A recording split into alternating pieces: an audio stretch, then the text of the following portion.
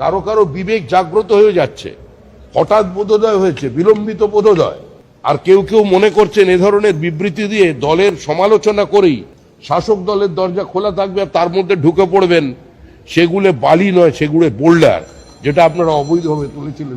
পক্ষ থেকে পরিষ্কার বার্তা আছে, এই ধরনের তৃণমূলীদের সঙ্গে, দলবদ্ধদের সঙ্গে যোগাযোগ রাখবেন না। বিজেপি তৃণমূলীকরণ হবে না। যারা কিছু কিছু লোক এখন থেকেই ধরে নিয়েছেন তারা কাউন্সিলর হবে, কিছু লোক ধরে নিয়েছেন তারা চেয়ারম্যান হবে, সেগুলো বালি নয়, সেগুলো বোল্ডার। এটা এখনো সবাই বুঝে উঠতে পারেনি, এটা বিজেপি, তৃণমূল নয়। পাল্টানো দরকার, চাই বিজেপি সরকার। পাল্টানো দরকার, তাই বিজেপি সরকার। এই তো ছিল তৎকালীন বিরোধী দল, বর্তমানে শাসক দল বিজেপির স্লোগান ভোটের সময়। পাল্টেছে, কিন্তু এই স্লোগানটা ছিল কাদের জন্য, কাদের বিরুদ্ধে এই স্লোগান দিয়েছিল? এই স্লোগানটা কি ছিল শুধুমাত্র ওই কালীঘাটের মমতা ব্যানার্জির বিরুদ্ধে, তার ভাইপোর বিরুদ্ধে? তা কিন্তু নয়। এই স্লোগান ছিল সারা রাজ্যে যত তৃণমূলের কর্মী সমর্থক, তোলাবাজ, পাচারকারী, গুন্ডা মস্তান ছিল, সবার বিরুদ্ধে ছিল কিন্তু এই স্লোগান। এই স্লোগান ছিল সেই সমস্ত গুন্ডা, বদমাইশ, তোলাবাজদের যারা নেতৃত্ব দিত, সেই সমস্ত জনপ্রতিনিধিদের বিরুদ্ধে। পাল্টানো দরকার, চাই বিজেপি সরকার। তাই বলে কি সেই সমস্ত গুন্ডা, বদমাস, তোলাবাজদের রং পাল্টাবে? শুধুমাত্র এইটাই ছিল কি কথা? আমরা তো ভেবেছিলাম যে সরকার পাল্টালে যারা তোলাবাজি করেছিল, যারা গুন্ডা মস্তানি করেছিল, যারা মানুষের উপর অত্যাচার করেছিল, তাদেরকে জেলে পাঠিয়ে, সংশোধনাগারে পাঠিয়ে তাদের স্বভাব চরিত্র পাল্টাবে। নতুন সরকার আসলে আমরা সেটাই দেখব। নতুন সরকারের ভূমিকা কিন্তু সেটাই হবে। এক্ষেত্রে কিন্তু দেখা যাচ্ছে সম্পূর্ণ বিপরীত অবস্থানে রয়েছে বর্তমানে শাসক দল। নমস্কার বন্ধুরা, আমি দীপ্তিমান, আপনারা দেখছেন বেঙ্গল এক্সপ্রেস চ্যানেল। সবার আগে আপনাদের কাছে আমার অনুরোধ, আপনারা আমার এই চ্যানেলটিকে সাবস্ক্রাইব করুন। সাবস্ক্রাইব করতে কোনো পয়সা লাগে না। লাইক করুন, শেয়ার করুন, কমেন্ট বক্সে আপনাদের সুচিন্তিত মতামত অবশ্যই লিখবেন। দেখুন, গতকালই দেখেছি যে তৃণমূল থেকে পদত্যাগ করে 3 বিদ্রোহী সাংসদ রাজ্যসভা, সুখেন্দু শেখর রায়, সুস্মিতা দেব এবং প্রকাশিক বাড়াই, তারা কিন্তু বিজেপিতে অনায়াসে যোগ দিয়ে দিয়েছে। এবং শুধু যোগ দিয়েছে তাই নয়, তাদেরকে কিন্তু রাজ্যসভার টিকিটও দিয়ে দিয়েছে। এখন সুস্মিতা দেবকে কেন দিল এবং প্রকাশিক বাড়াইকে কেন দিল, এটা কিন্তু শাসক দলের নেতারাই বলতে পারবে। কি ওপর মহলের সাথে ডিল হয়েছে, কি আন্ডারস্ট্যান্ডিং হয়েছে, সেটা কিন্তু আমার অজানা। আমার ধারণা দর্শক, আপনারাও কিন্তু সেই ঘটনাগুলো জানার জন্য উদ্গ্রীব হয়ে থাকবেন। এবং হয়তো আজ নয় কাল নয় পরশু সেই ঘটনা কিন্তু প্রকাশ্যেই আসবে যে কিসের বড়া ভয়ের জন্য তাদেরকে শাসক দল আজকে বাধ্য হয়ে টিকিট দিল। সুখেন্দু শেখর রায়ের ক্ষেত্রে নয়, মানা যায় যে তার বাবা শিবেন্দু শেখর রায় মালদার একজন স্বনামধন্য হিন্দু নেতা ছিলেন। ওই দেশ ভাগের সময় যে জনসংঘ ছিল তার নেতা ছিলেন। তার উদ্যোগেই কিন্তু মূলত মালদা জেলাটার বাংলাদেশ অর্থাৎ পূর্ব পাকিস্তানে যাওয়ার হাত থেকে রক্ষা পেয়েছিল। সেই সূত্র ধরে পুরনো একজন হিন্দু নেতা হিসেবে কিন্তু সুখেন্দু শেখর রায়কে টিকিট দিলে আপত্তির কিছু নেই। তার আগে সুখেন্দু শেখর রায়বাবু কিন্তু গান্ধীবাদী, নেহরুবাদে কিন্তু বিশ্বাসী ছিল, অর্থাৎ কংগ্রেসের নেতা ছিল। তারপরে সেই গান্ধীবাদ, নেহরুবাদ ছেড়ে দিয়ে মমতা ব্যানার্জির আশীর্বাদ ধন্য হয়ে উঠল। মমতা ব্যানার্জির নীতি আদর্শই তার কাছে ওই গুরু প্রদত্ত জবের মতন তিনি কিন্তু আওড়াতেন যে মমতা ব্যানার্জি জিন্দাবাদ, মমতা ব্যানার্জি জিন্দাবাদ। এই হেন সুখেন্দু শেখর রায় গান্ধীবাদ ভুলে গেল, মমতার নীতি আদর্শ ভুলে গেল, হঠাৎ করে বিজেপির নীতি আদর্শে বিশ্বাসী হয়ে উঠল। কিসের জন্য, এটা কিন্তু এক সন্দেহ প্রকাশ করার মতনই ব্যাপার। শুধু কি তাই, এই 3 জন ধীরে ধীরে যে আরও 20 জন সাংসদ বিক্ষুব্ধ হয়ে আছে, তারাও কিন্তু এবার বিজেপির টিকিট পাবে বলে ধারণা। সবাই না পেলেও অধিকাংশ পাবে, এটা কিন্তু আশা করাই যায়। আমি আমার আগের প্রতিবেদনে বলেছিলাম যে এরা যতই বিক্ষুব্ধ হোক বিজেপি কিন্তু এদেরকে কোনো মতেই টিকিট দেবে না। সুস্মিতা দেবকে কেন টিকিট দিল? সে তো বাঙালি নয়, সে তো বাংলার লোক নয়, সে তো একজন বহিরাগত, তাকে কেন টিকিট দিল? এটা কিন্তু বোধগম্য নয়। যতদূর আমার ধারণা যে তৃণমূল থেকে পদত্যাগ করার পর তিনি আসামের মুখ্যমন্ত্রী, যেহেতু আসামের লোক হিমন্ত বিশ্ব শর্মার শরণাপন্ন হন, হয়তো সেখান থেকে কোনো রকমভাবে ম্যানেজ হলেও হয়ে থাকতে পারে। কিন্তু প্রকাশ্যে পাড়াই কীভাবে পেল এটা কিন্তু আমি বলতে পারবো না। সুতরাং বোঝা যাচ্ছে যে আগামী দিনে যে 62-65 জন এমএলএ রয়েছে তারাও কিন্তু এই ঘটনাতে একটা আশ্বস্ত বোধ করবে এবং একটা বড় ভয় তারা পাবে। তাদের কাছে কিন্তু একটা সম্পূর্ণরূপে একটা বলতে পারেন অলিখিত নির্দেশ চলে গেল যে আমাদের কথা শুনে চললে, আমাদের কথা মতন চললে তোমাদের কিন্তু কপালে ভাগ্য ছিঁড়লেও ছিঁড়তে পারে। এই ঘটনা কিন্তু সেটারই প্রমাণ করছে, এই ঘটনা কিন্তু সেটাই জানান দিচ্ছে। তাহলে ওপরতলার নেতৃত্ব যাকে মনে করবে ভালো, যাকে মনে করবে সৎ, তাকেই দলে নেবে, আর নিচুতলার কর্মীদের ক্ষেত্রে আলাদা রকম বার্তা থাকবে। এটা কি নিচুতলার কর্মীরা মেনে নেবে? দর্শক, আপনাদের কি মনে হয়? আমার তো সেরকম কোনো জিনিস মনেই হয় না। তার কারণ আমি একটা উদাহরণ দিয়ে বলছি। এই যে বিগত সরকার 15 বছরের তৃণমূল সরকার ছিল, তার মূল মাথা ছিল তো মমতা ব্যানার্জি। মমতা ব্যানার্জি যতই বলুক যে চুরি হচ্ছে, ডাকাতি হচ্ছে, তোলাবাজি হচ্ছে, পাচার হচ্ছে, গরু কয়লা সব বালি সব মাটি সব পাচার হচ্ছে, আমি কিছুই জানতাম না, আমাকে কিছুই বলেনি, আমি কিন্তু এটা একদম বিশ্বাস করি না। মমতা ব্যানার্জি সব জানতেন এবং জানতেন যে সেই ভাগের টাকা কোথায় আসছে। সুতরাং তার হাত পা ছিল এক প্রকার বাধা। তিনি যদি ওই নির্বাচিত সাংসদ বা এমএলএ যাদের বিরুদ্ধে অভিযোগ ছিল এইসব তোলাবাজি করার, তাদেরকে কিছু বলতেন, তাহলে তারা কিন্তু সঙ্গে সঙ্গে মমতা ব্যানার্জি দিকে আঙুল তুলে বলতেন যে আমরা তুলি ঠিক কথা, কিন্তু তার ভাগ তার পরিবারেও যায়। সেই জন্য মমতা ব্যানার্জি চুপ থেকে গেছে।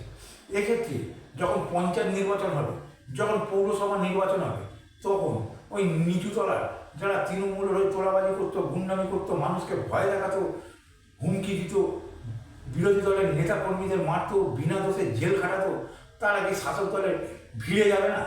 100% নিশ্চিত থাকুন যে তারা ভিড়ে যাবে।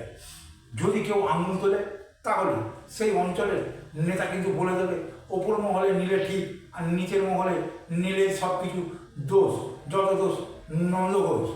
বন্ধুরা, এ কথাটা কিন্তু ঠিক। আমি জানি যে সর্বভারতীয় দলের ক্ষেত্রে কিন্তু বাধ্যবাধকতা থাকে, সে বিজেপি হোক বা কংগ্রেস হোক। আঞ্চলিক দলের ক্ষেত্রে কিন্তু সেই বাধ্যবাধকতা থাকে না, যেটা সর্বভারতীয় দলের ক্ষেত্রে থাকে। সর্বভারতীয় নেতৃত্ব যেটাকে ঠিক মনে করবে, যেটা তাদের সুবিধা হবে বলে মনে করবে, তারা কিন্তু রাজ্যে সেই জিনিসটা ঘাড়ে চাপিয়ে দেয়। রাজ্য নেতৃত্বকে এক প্রকার বলতে পারে সেই জিনিসটাকে ঢোক গিলে হজম করতে হয়। কংগ্রেস দলের ক্ষেত্রে কিন্তু বারংবার এই জিনিসটা দেখা গেছে। কংগ্রেসের রাজ্য স্তরের নেতৃত্ব যা সিদ্ধান্ত নিত, হাইকমান্ডে গিয়ে সম্পূর্ণ তার বিপরীত সিদ্ধান্ত নেওয়া হতো, যার ফল আজকে 50 বছর ধরে কংগ্রেস দল কিন্তু ক্ষমতার বাইরে। কংগ্রেস দলকে মানুষ বিশ্বাসই করেনি। যারা ভাবছ যে এরা তো 35 বছর দিল্লিতে সিপিএমের সমর্থন নিয়ে সরকার চালিয়েছে, অর্থাৎ ওপরে আয় আর রাজ্যে ভাই, সেই কারণেই তো কংগ্রেস ভেঙে তৃণমূল তৈরি হয়েছিল সিপিএমের বিরোধিতা করার জন্য।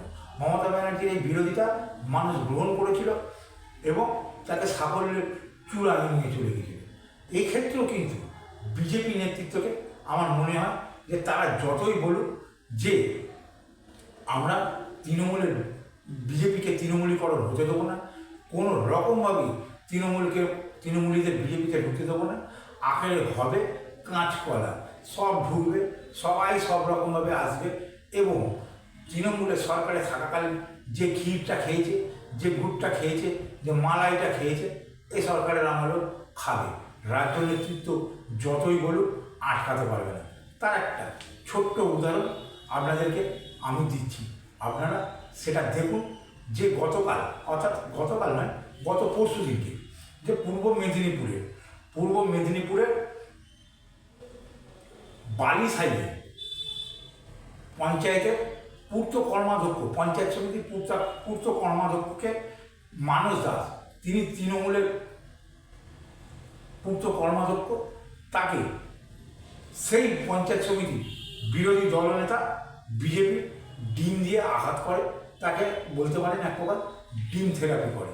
তারপর তার উপর অর্থাৎ বিজেপি নেতার উপর এলাকার জনগণ কীভাবে আক্রোশ দেখিয়েছে, কীভাবে প্রতিবাদ দেখিয়েছে, আপনারা একবার ছোট্ট করে সেটা দেখে নিন।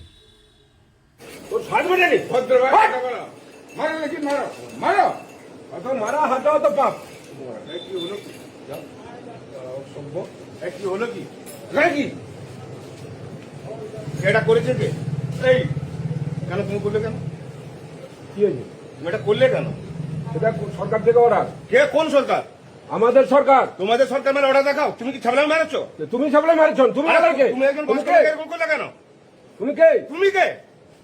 তুমি কে? আমি এখানকার ইনচার্জে আছি। তুমি কোন ইনচার্জে আছো? আমি তুমি এখানকার কিসের জন্য ইনচার্জে আছো? আছি। হ্যাঁ, ইনচার্জে আছি। কোথাকার? এখানকার আছি। এখানকার মানে কি? কোনটা সেটা বলো। বিএলআর অফিস দেখতে পাচ্ছ না? বিএলআর অফিস থাকলে তো হ্যাঁ। আমার কি হয়েছে? বিএলআর হ্যাঁ, অফিস করেছি কি? হ্যাঁ, বিএলআর অফিস কি বহুত করো? জায়গায় আছে। ধ্যাৎ, হাট চুপ। হাট আমি হাট বুঝলাম। হাট, তুমি আমার কাছে কথা বলছো।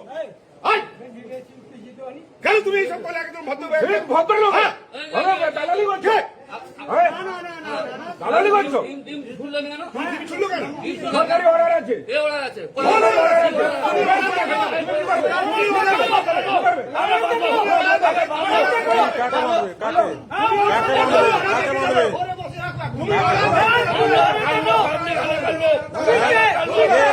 আমরা কোথায় গেল? আমরা কি লন্ডনের লোক নাকি? আমরা কি লন্ডনের লোক নাকি? আমরা লন্ডনের লোক?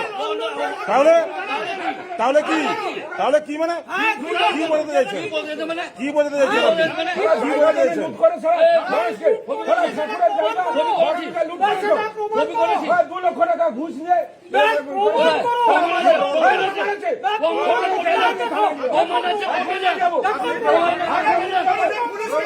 নিজের ঘরে জায়গা লুট করেছে। 2 লাখ টাকা কেন ওটা মালারমণি এলাকায় লুট করেছে। তোমাকে বলেছিলাম না এর আগে তোমাকে হাফ প্যান্ট আন্ডার প্যান্ট করে ঘোরাবো। শেষ হচ্ছে কেন?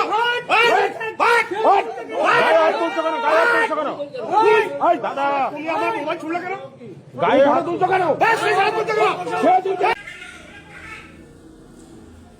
দর্শক, আপনারা দেখলেন পূর্ব মেদিনীপুরের বালিসাইয়ের পঞ্চায়েত সমিতির পূর্ত কর্মাধ্যক্ষকে কীভাবে তৃণমূলের কর্মী একজন বয়স্ক ভদ্রলোক তাকে ডিম থেরাপি দিয়েছে। কে না সেই পঞ্চায়েত সমিতির বিজেপির বিরোধী দলনেতা সুব্রত জানা।